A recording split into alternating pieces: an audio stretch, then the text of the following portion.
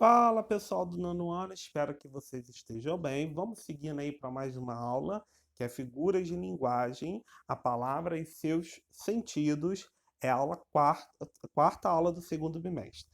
Galera, além dessa aula, tem as atividades aí do livro para vocês praticarem, então façam as atividades, tá? Vamos seguindo aí. A primeira figura de linguagem que a gente precisa ver é antítese, tá? Que vai consistir o quê? Consiste na aproximação de termos contrários de palavras que se opõem pelo sentido. Então, a antítese é a figura de linguagem que vai ter palavras opostas no texto, tá? Por exemplo, a gente vai ver aí, mais um exemplo básico, ó, vida e morte severina. Eu tenho vida e tenho morte. São palavras que são antônimas, têm sentidos opostos. Então, toda vez que eu vejo no texto essas palavras com sentidos opostos, a figura de linguagem ali empregada é a antítese. Vamos aí no exemplo. Não existiria som se não houvesse o silêncio. Não haveria luz se não fosse a escuridão. A vida é mesmo assim, dia e noite não em si. Olha lá, eu tenho como antítese som e silêncio, são palavras opostas, luz e escuridão, palavras de sentidos opostos, antítese, dia e noite e não em si. Então, todo esse trecho desse poema é configurado por antítese, tá? Então, antítese, palavras com sentidos opostos dentro de um texto. Seguindo aí, a próxima figura de linguagem é chamada de prosopopeia, humanização ou personificação. Consiste em atribuir a seres inanimados predicativos que são próprios de seres animados. Que isso quer dizer o quê? Eu caracterizo coisas próprias da vida dos seres humanos ou dos animais, enfim, coisas próprias de algo que tem vida, a seres que não têm vida, a coisas que não têm vida, ao que não tem vida. Por exemplo, o jardim olhava as crianças sem dizer nada. Bom, olhar é característica de alguém que tem vida, de um ser que tem vida. E estou dizendo aí que o jardim olhava. Então o jardim não olha nada. Aí o que eu criei? É uma personificação do jardim, que é um ser inanimado, tá? Então, personificação, prosopopeia e humanização, características de seres que têm vida a seres que não têm vida, tá? Seguindo aí, próxima figura de linguagem. Eufemismo consiste em substituir uma expressão por outra menos brusca. Em síntese, procura-se suavizar alguma afirmação desagradável. Quando eu quero dar uma notícia, escrever um texto, que vai ser um aspecto ruim, eu posso falar a mesma coisa, só que de uma forma mais agradável. Suavizar. Então, toda vez que eu estou suavizando algo que seria ruim, eu estou praticando um eufemismo. Ele enriqueceu por meios ilícitos. Olha aí o que eu estou querendo dizer. Estou querendo dizer que ele roubou, né? Mas para suavizar essa ideia de roubo, eu fui lá e disse enriqueceu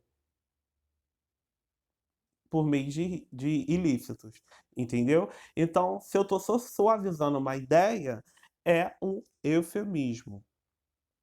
Seguindo aí. A próxima figura de linguagem é chamada de aliteração. Aliteração é a repetição dos sons consonantais, tá? Segue um padrão. Tem que ser o mesmo som consonantal. Seguindo aí.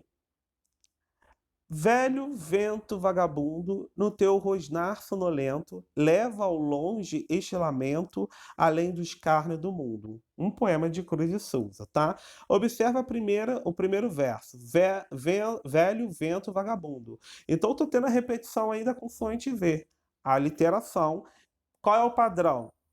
Repetição da consoante no início da palavra, tá? Então tem que seguir esse padrão. Não adianta eu repetir a consoante uma palavra no início, a outra vez a consoante está no meio, a outra vez a consoante está no final. Não, tem que seguir o mesmo padrão de repetição, tá? Então aí no início das palavras desse verso foi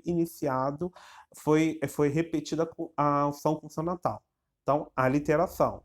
Olha no terceiro verso aí. Leva ao longe este lamento. A mesma coisa. As palavras aí que transferem mais significado, né? Elas estão seguindo um padrão de repetição da mesma som consonantal no início da palavra. Então eu posso dizer aliteração.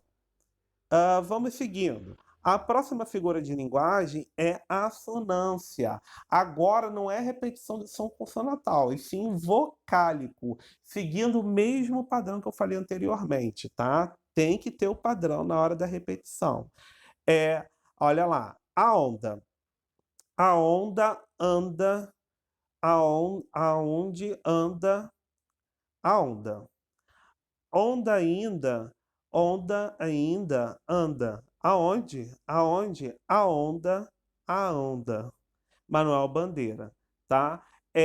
Vamos seguindo aí, vamos observar um padrão, né? Vamos botar aí, a gente pode pensar o seguinte, que na mesma estrofe, que é o conjunto de versos, a gente tem, seguindo, em todos os versos, repetição consonantal do som vocálico O, ok? Mas, professor, você tá aí o N aí. Lembre-se que o N depois de vogal, né? O N depois de vogal, ele é dígrafo vocálico, ele só dá a ideia da representação do som nasal, não tem som. Então, mas marca-se os dois, são duas letras que só tem um único som. E o som principal é vocálico, então esse N tem que entrar porque ele está indicando a nasalização do som vogal. Então a gente observa aí, o que a gente tem de padrão aí nesse verso, toda essa estrofe, né? Todas as estrofes você tem a repetição do vocábulo on, né? Aí você também tem um padrão da repetição do som vocálico a, seja ele nasal ou oral, a, an, né? Seja ele nasal ou oral, né? Só você observar aí. E também você tem, em 2 momentos, a repetição do vocábulo in, nasal. Então, seguir um padrão. Então, tem que buscar esse padrão de repetição. Ó, não marcou aí, mas no segundo verso, eu não marquei, mas no segundo verso tem o an também, que segue esse padrão de repetição, tá? Eu posso botar o a, poderia marcar no final, seguindo aí esse padrão, tá? Mas não ficaria vocálico, ficaria da. Então eu teria consoante e vogal, aí já não dá. Eu só estou vendo o vocálico. Então, repetições de som vocálico é uma figura de linguagem que tem que seguir um padrão. Não esquecer se tiver a vogal e o N ou o M no final, aquele som ali é representação da vogal nasalizada, tá? Não tem o som do N nem o M, tá? Só para vocês lembrarem. Vamos seguindo para outra figura de linguagem. Você tem a anáfora, que consiste na repetição de uma palavra no início de versos ou frases.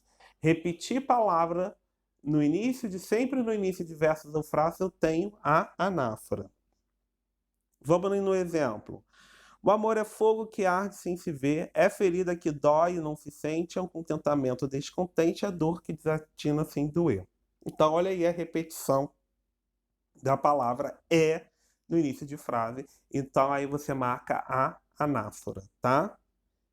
Galera, chegamos ao fim da nossa aula. Faça os exercícios e a gente se vê em breve, pessoal. Tchau, tchau.